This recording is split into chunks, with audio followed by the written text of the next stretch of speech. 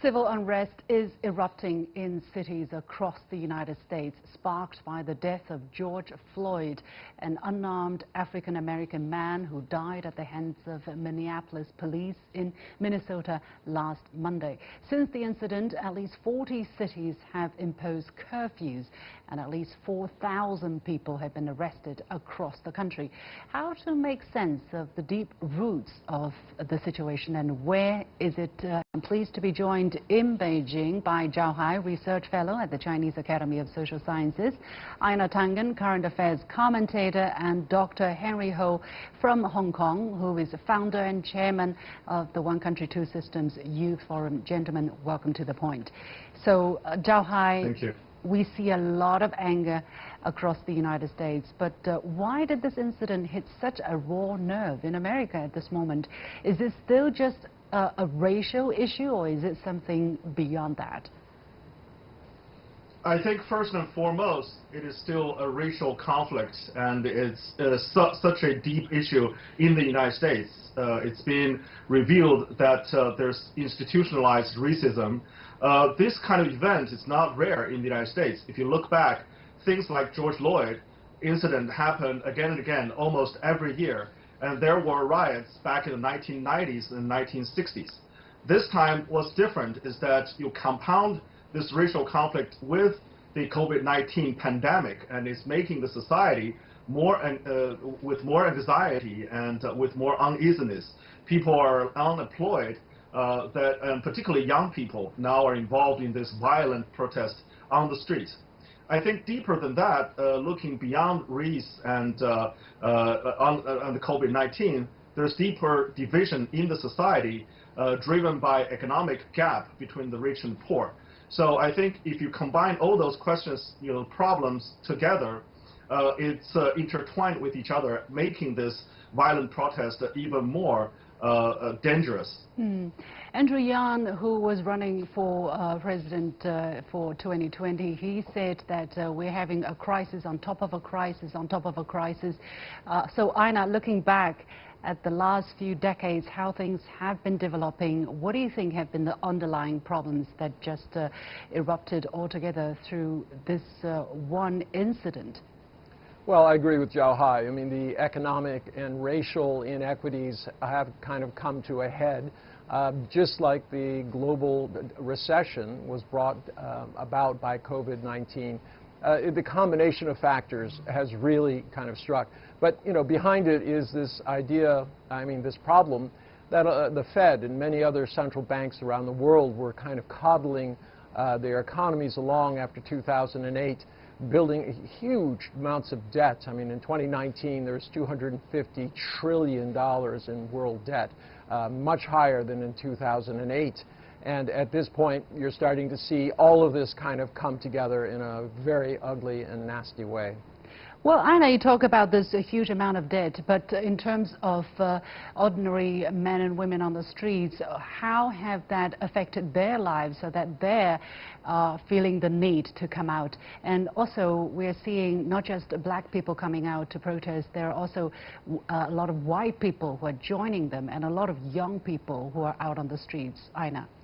Well, I don't want to classify them by color. I think it's just young people who feel very moved that the society is not responding to the needs of those that it's supposed to take care of, equality, it's not there. So what you have now is, a tremendous amount of unrest. And, over 30 different cities throughout the United States are really having problems.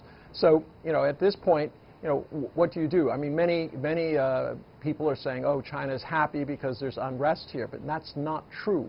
Everyone I talk to is extremely concerned. The first duty of government is to protect the people, right. And to make sure that there's order, and that's not happening.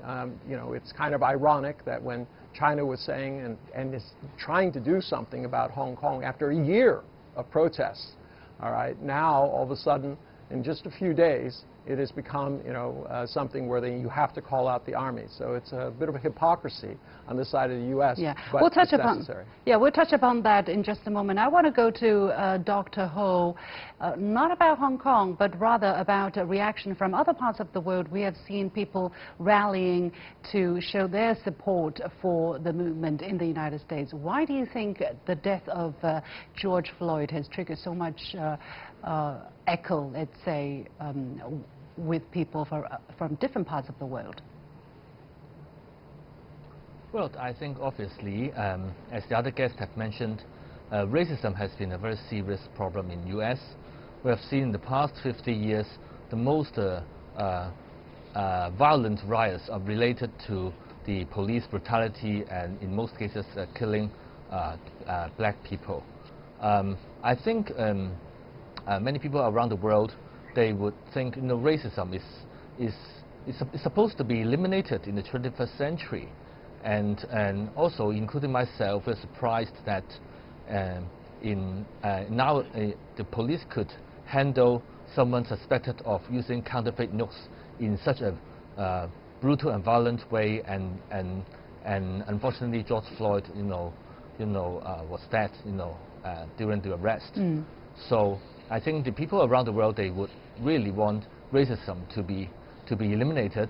And an advanced country like the U.S. should really handle this problem, very seriously. Yeah.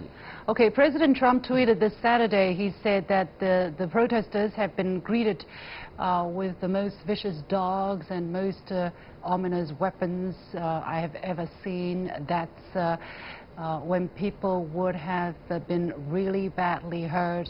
At least, of course, this is only part of a longer tweet. But I just want to read out this particular, because a lot of people are astonished at the kind of tone and the messages compared with his predecessors who responded to these kind of situations, normally calling for unity or peace. Zhao Hai, what is President Trump's message here, and what has his role been in the situation so far? Well, we shouldn't be surprised at all, because in the beginning of his presidency, what happened in Charlottesville, his comment is also, there are good people on both sides. So there's very deep racism with the president and his supporters. And also, I again emphasize this institutionalized racism within the United States. Remember, this time COVID-19 hit black people, African Americans, much harder than, and also other people of color, much harder than the white people. If you look at the numbers, there's disproportional death among black community. Also, if you look at other factors in black community, the poverty, the unemployment, the education, medical service, all kinds of things that have been happening in the United States for the past, decades after decades, and there's been no fundamental change. Even with President Obama, as the first African-American president, hasn't been able to change the situation. During his term, there were also police brutality against black people. He went on TV and cried, but the Congress made no move. So I think these things is, Trump's message is a representative of this institutionalized racism, and current political stalemate cannot resolve this, and that's why people are on the street. Well, in an interview with ABC News, the U.S. National Security Advisor Robert O'Brien warned America's foreign adversaries fanning the protests like China and Zimbabwe. Einar, can you understand this logic? Well, no, this is the kind of blame game logic that Donald Trump likes to employ, either directly or through his surrogates. It's never his fault. He's never the one who's caused anything. It's always somebody else's. And this goes back to this refrain that somehow China is involved. It was, somehow the Chinese government got that white police officer to stand on that African-American's neck for 8 minutes until he died. But it's not going to wash. I mean, the real issue here, though, is, as the professor said earlier, the U.S. says it's a beacon on a hill, that it's supposed to be the place that, aspirationally people always want to be part of, that democratic, liberal, free governments like this who involve in market, economics, that they can solve things. They've criticized China repeatedly because they say you fall short.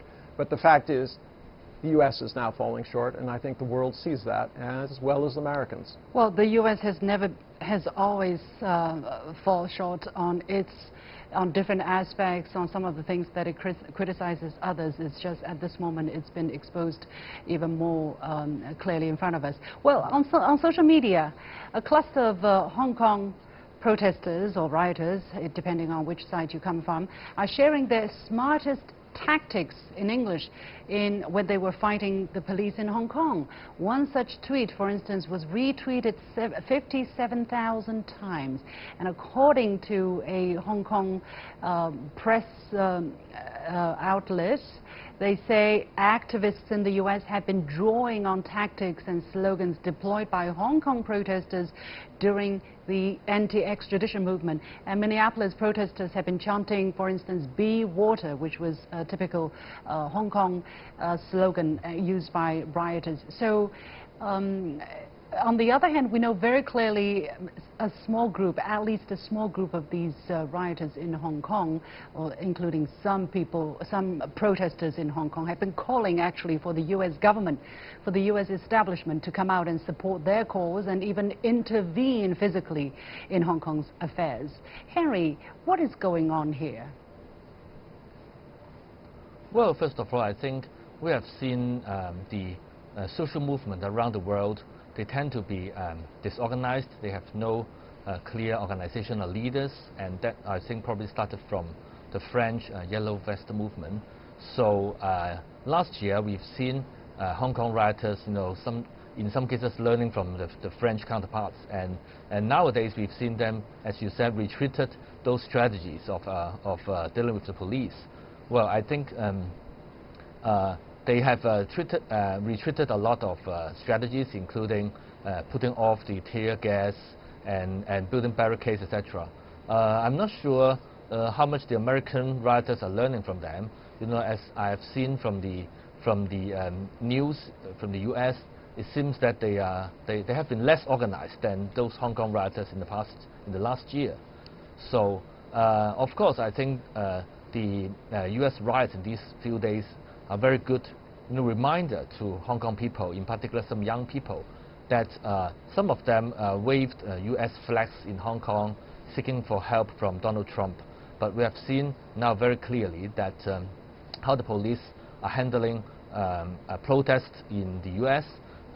We've seen even police patrol cars are crashing towards the protesters, and so far there are 5 people shot dead in the U.S. While in Hong Kong, well, we cannot be sure. More restrained from Henry, yeah, I have to correct you there. We are Yes. not sure whether the 5 people have been shot by police. There are people who are reported who have died, but we do not know exactly whether they have died. But really the question is, on the one hand, some of these protesters were sharing their tactics with rioters in the United States, teaching them how to fight the establishment, right? And then on the other hand, they have been calling for the establishment in the United States to intervene, to help them in their so-called movement in Hong Kong. What is going on there? What do they really want? Do they know what they're doing? Henry, that is my question. Well, I shared your question, although I may not give a quick answer right now. I think many of the young people in Hong Kong, they really got lost, or confused, and as you said, they would like to seek U.S. support on the one hand, and also they share experience with American rioters. I think what they should do is to really, going to stop all the riots in Hong Kong and really pursue a kind of peaceful return of Hong Kong's normal lives. I think that's what I could share at the moment. Yeah, Zhao Hai, your take on this question? Mm-hmm. Well, I think what goes around comes around. Hong Kong protesters are using a lot of tactics borrowed from the playbooks of the Color Revolution, drawn up by the CIA and other American institutions. And now these tactics are being taught by Hong Kong protesters back to U.S. protesters and rioters. So I think Americans should really think hard. What should the U.S. administration do? Fighting. For instance, what should the U.S. administration do to the small group of violent protesters in Hong Kong? Should they help them, or should they really warn them and hey, don't share these so-called smart tactics? Well, if they don't have double standard, they have a unique, consistent message, then they should say, violence anywhere is not correct. It's wrong. They should, stand out and say to the Hong Kong protesters and say, you have the right to peaceful protesting, but you don't have the right to go, destroying other people's lives. So I think, in both cases, Hong Kong and the United States, people should go for peace, and you have the right to protest, but you have to see other people's lives protected. Well, time is very limited, but I do want to give Einar this last question. It's slightly tricky. There are people who are saying because the African communities have not been heard for so long, it is understandable that they resort to extreme measures to have their voices heard. Einar, is there a certain element of truth in there? Well, there might be a truth in terms of frustration, but there is absolutely no way that you can attend at that. Protests are one thing. Those are peaceful. When a mob attacks people and property, I'm sorry, it's not going to help anything. These are not cleansing flames. These are simply creating more victims, the people who own this property or who are attacked. I don't know how that's going to solve racism in America. All right, we have to leave it there. Many thanks to Zhao Hai joining us from the Chinese Academy of Social Sciences, Einar Tangen joining us from Beijing, and Dr. Henry Ho joining us from Hong Kong.